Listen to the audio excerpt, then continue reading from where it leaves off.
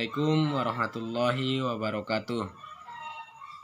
Puji syukur marilah kita panjatkan kehadirat Allah Subhanahu wa taala beserta salawat dan salam semoga tetap tercurahkan ke ruh Nabi besar Muhammad sallallahu alaihi wasallam.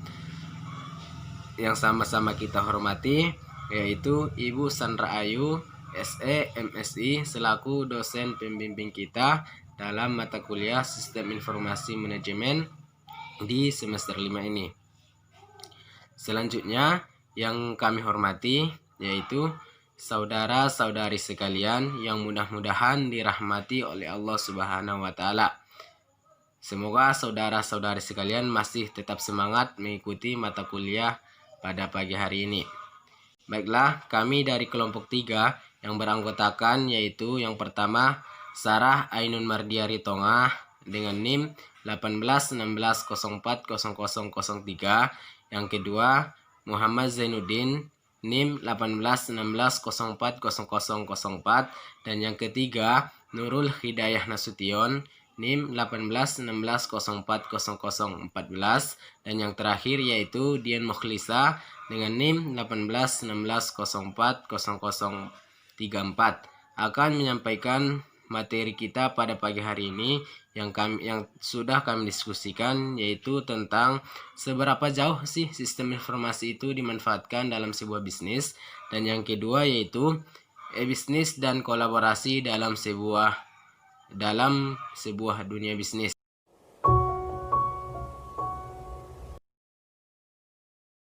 Baik, materi yang pertama yaitu seberapa jauh sistem informasi itu dimanfaatkan oleh dunia bisnis. Sebelum kita membahas lebih jauh tentang sistem informasi itu, kita harus mengetahui apa yang dimaksud dengan sistem informasi itu sendiri. Salah satu ahli berpendapat bahwa sistem informasi itu adalah sekumpulan komponen yang berfungsi untuk mengumpulkan, menyimpan, dan mengolah data yang bertujuan untuk memberi informasi, pengetahuan, dan produk digital yang bekerja sama untuk mencapai tujuan bersama.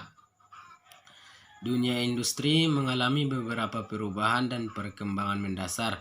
Di antaranya terjadi pergeseran era dalam bisnis. Era bisnis sekarang adalah era di mana arus kas memegang peranan sangat vital dibanding dengan arus barang. Sehebat apapun atau sebesar apapun pebisnis memonopoli arus barang, hal tersebut tidak berarti apa-apa jika ia tidak memiliki informasi yang akurat, terkini, mudah diakses dan terkendali dalam menguasai distribusinya. Oleh sebab itu, maka salah satu aset perusahaan bisnis modern yang sangat berharga adalah bisa memanfaatkan teknologi dan sistem informasi yang memiliki tingkat respon tinggi serta fokus kepada para penggunanya dari segala aspek. Selanjutnya yaitu sistem informasi yang dibangun dengan baik dan benar. Fungsinya antara lain yaitu dapat meningkatkan produktivitas. Yang kedua yaitu mengurangi stok material produksi. Yang ketiga menghilangkan kegiatan yang tidak memiliki manfaat atau nilai tambah. Yang keempat yaitu meningkatkan layanan dan kepuasan pelanggan. Yang kelima yaitu mengkoordinasikan setiap bagian dalam perusahaan. Yang keenam ataupun yang terakhir yaitu meningkatkan kualitas kebijakan manajemen. Selanjutnya yaitu manfaat tak berwujud dari sistem informasi itu. Manfaatnya yang pertama yaitu peningkatan kepuasan konsumen. Yang kedua peningkatan kepuasan karyawan. Ketiga peningkatan mutu dan jumlah informasi. Yang keempat peningkatan mutu dan jumlah respon atas kondisi barang. Yang kelima yaitu peningkatan efisiensi dan keluasan operasional. Dan yang keenam yaitu peningkatan mutu komunikasi internal dan eksternal. Yang ketujuh yaitu peningkatan mutu perencanaan. Dan yang kedelapan ataupun yang terakhir yaitu peningkatan mutu pengendalian dan pengawasan. Selanjutnya yaitu manfaat berwujud dari sistem informasi. Manfaatnya yaitu yang ada beberapa manfaat. Yang pertama yaitu peningkatan pendapatan. Dengan sistem informasi yang baik, perusahaan bisa meningkatkan pendapatannya dari yang sebelumnya.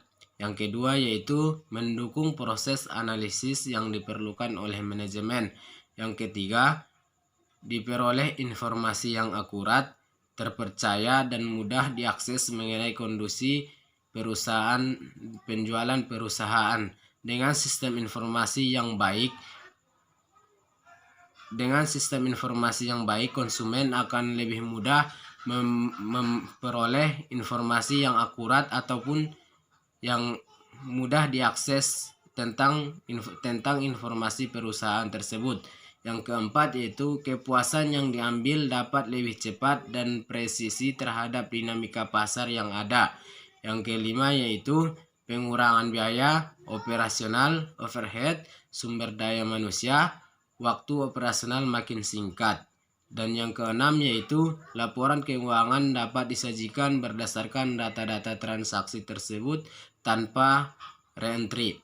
Dan yang terakhir yaitu penumpukan stok material produksi dapat ditekan seminimal mungkin. Baiklah, selanjutnya saya akan melanjuti materinya, yaitu pengaruh sistem informasi bagi perusahaan. Yang pertama, sistem informasi untuk operasi bisnis, di mana sistem informasi ini menyediakan dukungan manajemen dalam operasi kegiatan bisnis sehari-hari. Contohnya, ketika tanggapan atau respon yang cepat menjadi penting, maka kemampuan sistem informasi ini dapat mengumpulkan dan mengintegrasikan ke berbagai fungsi bisnis menjadi kritis ataupun penting. Yang kedua ialah sistem informasi untuk pengambilan keputusan manajemen, di mana sistem informasi ini akan membantu para manajer atau membuat keputusan yang lebih baik, lebih tepat, dan lebih bermakna. Kemudian sistem informasi untuk keunggulan strategis, di mana sistem informasi ini dirancang untuk dapat mencapai sasaran strategis.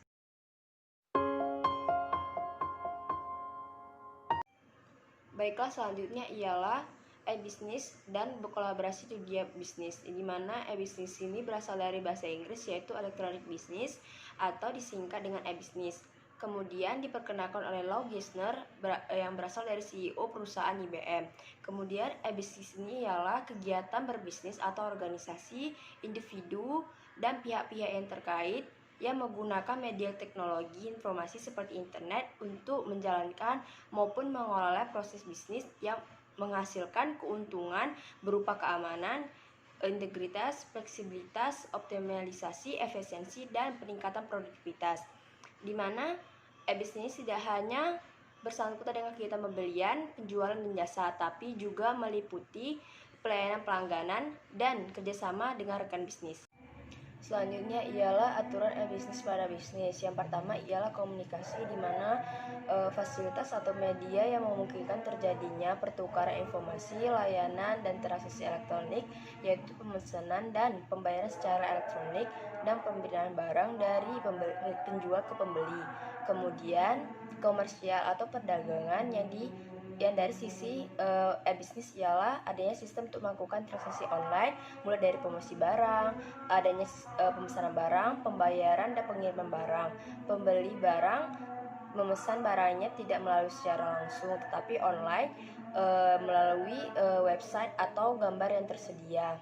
Kemudian proses bisnis, yang dimana setiap pelaku e-bisnis ingin melakukan transaksi online dan mendapatkan semaksimal mungkin dari e-bisnis harus melakukan optimalisasi dan memanfaatkan teknologi informasi agar aliran informasi, transaksi maupun lama pengiriman barang menjadi dipersingkat, biaya transaksi menjadi lebih ekonomis jika dibandingkan dengan perdagangan yang dilakukan secara tradisional.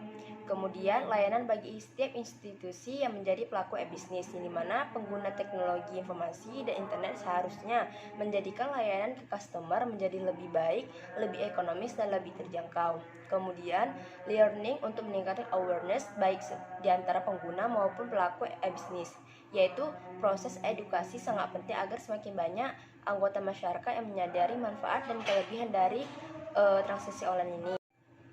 Selanjutnya ialah kolaborasi, yang dimana transaksi online antara penjual dan pembeli yang melibatkan stakeholder lain yang harus berkolaborasi untuk menyelesaikan transaksi tersebut. Contohnya pada saat pembayaran, maka akan terjadi kolaborasi antara penyedia shopping online dengan pihak bank ataupun penyedia kartu kredit untuk menyelesaikan proses pembayaran tersebut.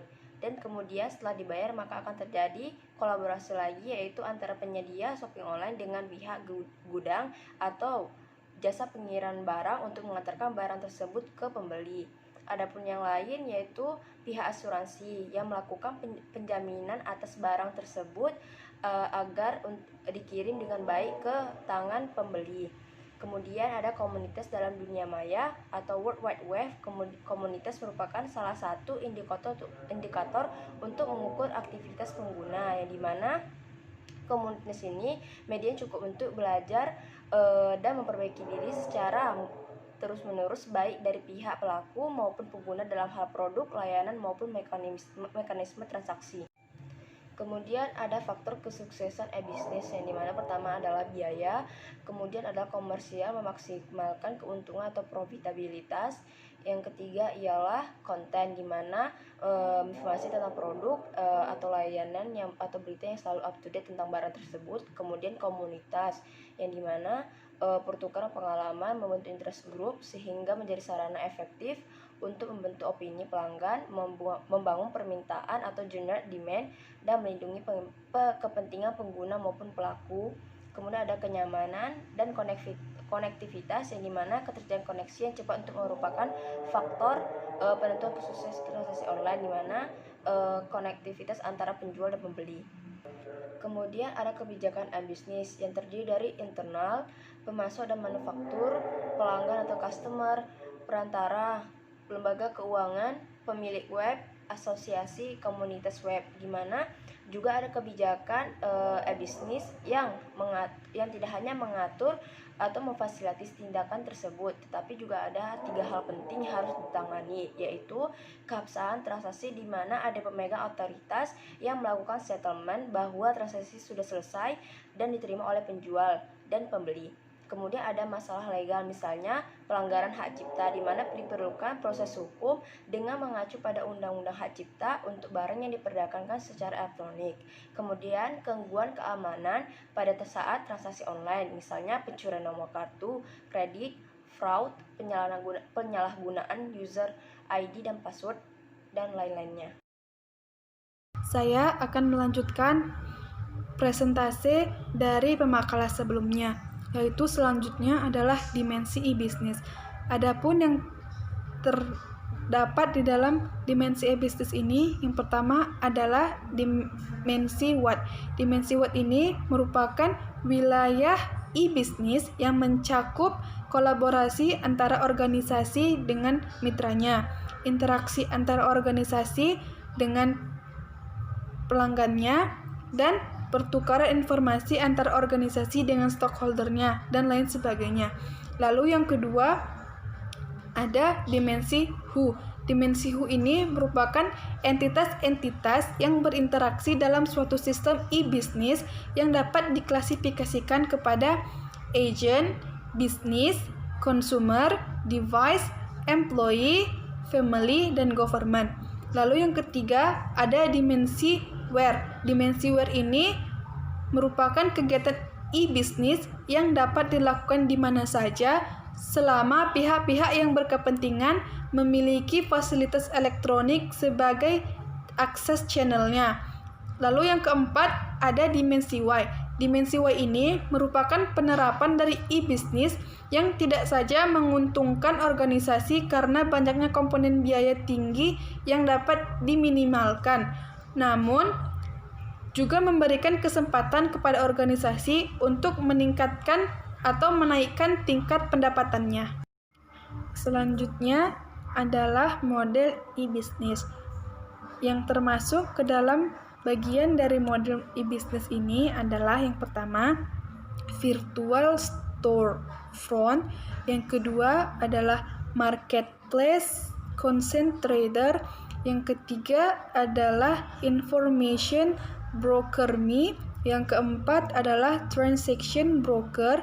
Yang kelima adalah electronic clearing house. Yang keenam adalah reverse auction. Yang ketujuh adalah digital product delivery. Yang kedelapan adalah content provider. Lalu selanjutnya adalah jenis-jenis e-business. Jenis-jenis e-business ini terbagi menjadi 7 bagian. Yang pertama adalah B2C atau business to consumer. Business to consumer ini merupakan suatu kerjasama antara pengusaha dengan konsumen. Lalu yang kedua adalah B2B atau business to business. Yang ini merupakan kerjasama antara suatu organisasi dengan organisasi lainnya untuk saling memenuhi kebutuhannya. Lalu yang ketiga ada C2C atau consumer to consumer.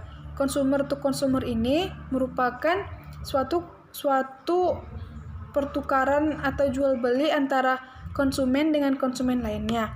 Yang keempat adalah C2B atau consumer to business. Consumer to business ini merupakan suatu kerjasama antara individu dengan suatu organisasi di mana individu ini menjual hasil usahanya kepada para pengusaha secara tradisional. Lalu selanjutnya ada G2B atau government to business. Government to business ini berarti suatu pemerintah yang melakukan kerjasama kepada suatu pengusaha untuk memenuhi kebutuhannya. Lalu ada B2G atau business to government, di mana bisnis ini melakukan suatu produksi untuk memenuhi kebutuhan suatu pemerintah. Lalu yang terakhir adalah G2G atau government to government.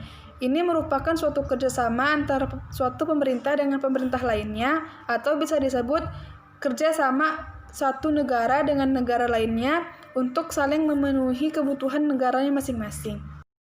Selanjutnya adalah manfaat dan hambatan e-business. Yang pertama adalah manfaat e-business. Adapun manfaat e-business bagi perusahaan atau pebisnis perorangan adalah yang pertama, memperpendek jarak. Lalu yang kedua, perluasan pasar. Yang ketiga, biaya yang terkendali. Yang keempat, efisien. Yang kelima, cash flow terjamin dan manfaat lainnya. Lalu yang kedua, manfaat e-business bagi konsumen adalah yang pertama, efektif. Yang kedua, biaya terkendali. Yang ketiga, aman secara fisik. Yang keempat, harga lebih murah. Dan yang kelima, fleksibel. Lalu yang ketiga, manfaat e-business bagi masyarakat pada umumnya yaitu yang pertama, peluang kerja baru. Semakin adanya banyak e-business, maka peluang bagi para pekerja akan lebih banyak. Lalu ada wahana kompetisi, di mana para pekerja akan berkompetisi untuk mendapatkan pekerjaan itu. Lalu yang keempat, manfaat e-business bagi dunia akademis adalah yang pertama, merupakan tantangan yang baru. Yang kedua, para peneliti tertantang untuk melakukan analisis terhadap pergeseran pola bisnis. Lalu yang terakhir adalah membuka kerangka baru dalam penjualan jasa pendidikan. Selanjutnya adalah hambatan dari e-business. Hambatan dari e-business ini di Indonesia sendiri, konsep e-business ini masih memiliki beberapa hambatan dalam penerapannya. Di antaranya adalah belum terbentuknya high trust society. Pada umumnya, harga produk tidak dapat ditawar lagi. Lalu, sarana prasarana masih belum memadai. Masih sangat sedikit sumber daya manusia yang memahami dan menguasai konsep dan implementasi dari teknologi. Lalu yang selanjutnya adalah jasa pos masih membutuhkan pembenahan dan peningkatan. Lalu adanya tindak kejahatan kartu kredit, perbedaan platform, masih menunggu, e-bisnis masih dipandang sebelah mata, konsumen yang aktif, dan etika dan moralitas. Hambatan-hambatan tersebut yang menjadikan e-bisnis kurang diminati di Indonesia. Lalu selanjutnya ada kelebihan dan kelemahan dari e-bisnis. Yang pertama adalah kelebihan e-bisnis. Kelebihan e-bisnis itu yang pertama, aksesnya lebih mudah. Yang kedua, lebih tepat dalam sasarannya. Yang ketiga, lebih hemat dalam waktunya. Yang keempat, tidak membutuhkan modal yang terlalu besar. Namun, kelemahan dari e-bisnis ini ada pula. Yang pertama, tidak adanya pertemuan secara langsung, yang artinya e-bisnis ini dilakukan dengan face-to-face secara alat elektronik, misalnya melalui laptop atau handphone. Lalu beresiko terjadinya penipuan. Karena tidak bertemu secara langsung, maka cenderung atau lebih mudah dalam penipuan yang dilakukan oleh orang-orang jahat di luar sana, karena tidak adanya data yang mumpuni terhadap masing-masing orang tersebut. Baiklah, saya akan melanjutkan presentasi, yaitu sistem-sistem untuk kolaborasi dan bisnis. Kolaborasi merupakan sebuah kerjasama dengan orang lain untuk mencapai suatu tujuan bersama secara eksplisit.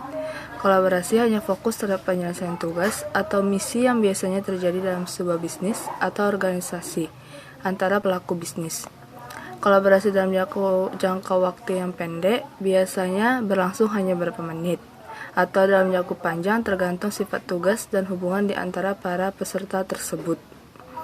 Kolaborasi bisa di antara satu pihak dengan pihak lain atau banyak pihak dengan banyak pihak lainnya.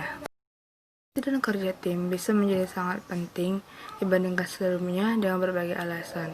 Yang pertama, perubahan sifat pekerjaan. Yang kedua, pertumbuhan pekerjaan profesional. Yang ketiga, perubahan organisasi dalam perusahaan. Yang keempat, perubahan ruang lingkup perusahaan. Yang kelima, penekanan terhadap inovasi. Dan yang keenam, perubahan budaya kerja dan bisnis. Terakhir adalah contoh studi kasus penerapan sistem informasi pada PT Fast Food Indonesia KFC.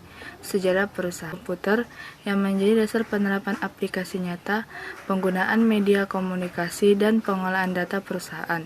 Perusahaan ini terus mengembangkan sistem informasinya untuk menunjang bisnisnya agar lebih efektif dan berdaya saing tinggi. KFC menggunakan sistem informasi berbasis komputer untuk mengembangkan sistem informasi yang berbasis internet, melengkapi sistem order via telepon, bahkan menambah ke sistem jejaring sosial seperti Facebook dan Twitter untuk membangun komunitas melalui status tersebut serta berbagai penawaran promo via email dan internet. Terbukti meningkatkan keuntungan perusahaan. PT Fast Food Indonesia merupakan pemilik tunggal waralaba KFC di Indonesia yang didirikan oleh Galser Group pada tahun 1978. Pertumbuhan perusahaan yang cepat membuat manajemen memutuskan bergabung dengan Salim Group sebagai pemegang saham utama pada tahun 1990. Pada tahun 1993, perusahaan terdaftar sebagai emiten di Bursa Efek Jakarta sebagai langkah memperbesar pasar KFC. Keberhasilan perseroan menjadikan KFC pemimpin pasar restoran cepat saji. Perseroan bias monitor posisi pasar dan kualitas KFC dari berbagai bidang. Evaluasi salah satunya dilakukan berdasarkan masukan dari konsumen untuk meningkatkan kualitas produk, layanan, dan fasilitas melalui Brand Image Tracking Study atau BITS dan Change Management System atau CMS. KFC berada di bawah naungan perusahaan yang sama, yaitu YUM Prestige, yang merupakan perusahaan publik di Amerika Serikat yang juga pemilik waralaba Dutch Bell, Pizza Hut, NNW, dan Large John Silver's. Sistem informasi yang digunakan KFC. Memberikan pelayanan terbaik adalah visi dari KFC. Untuk itu, KFC merancang satu sistem informasi yang berbasiskan IT, sehingga bias menunjang seluruh aktivitas bisnis KFC. Sistem informasi di KFC mencakup Operating Support System atau OSS dan Managing Support System atau MSS. Sistem informasi selalu dibutuhkan untuk memproses data yang dihasilkan oleh dan digunakan dalam operasi bisnis. Sistem pendukung operasi macam ini menghasilkan berbagai produk informasi yang paling dapat digunakan oleh para manajer. Peran dari sistem pendukung operasi perusahaan bisnis adalah untuk secara efisien memproses transaksi bisnis, mengendalikan proses interior, dan mendukung komunikasi dan kerjasama perusahaan, serta memperbarui database perusahaan. Yang diandalkan oleh KFC yaitu Transaction Processing System atau TPS. KFC dalam melakukan transaksi telah mempunyai jaringan komputer yang terintegrasi dengan konsumer yang menyediakan informasi pemasaran Transaction Processing System.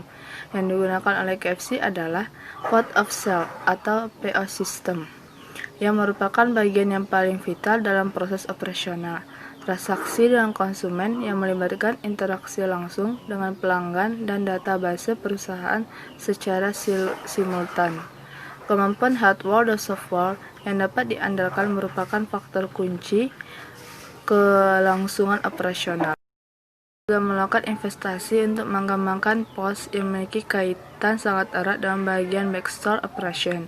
Online system bekerja antara point of sale melalui POS dalam proses otomatisasi. Pesanan diterima pelanggan oleh sistem point of sale atau order station yang akan dicatat oleh workstation sebagai pengumpul data kolektif dari beberapa order station. Kemudian pesanan akan langsung diproses oleh dapur dengan hard copy dokumen transaction sebagai perintah kerja. Seluruh data transaksi kemudian disimpan dalam title server, sedangkan reverse routing diperlukan sebagai pengawas kegiatan operasional yang akan dipantau langsung oleh headquarter melalui jaringan WAN atau WAN. Dari hasil presentasi kami, jika ada yang salah mohon dimaafkan. Wabillahi taufiq wal hidayah. Wassalamualaikum warahmatullahi wabarakatuh.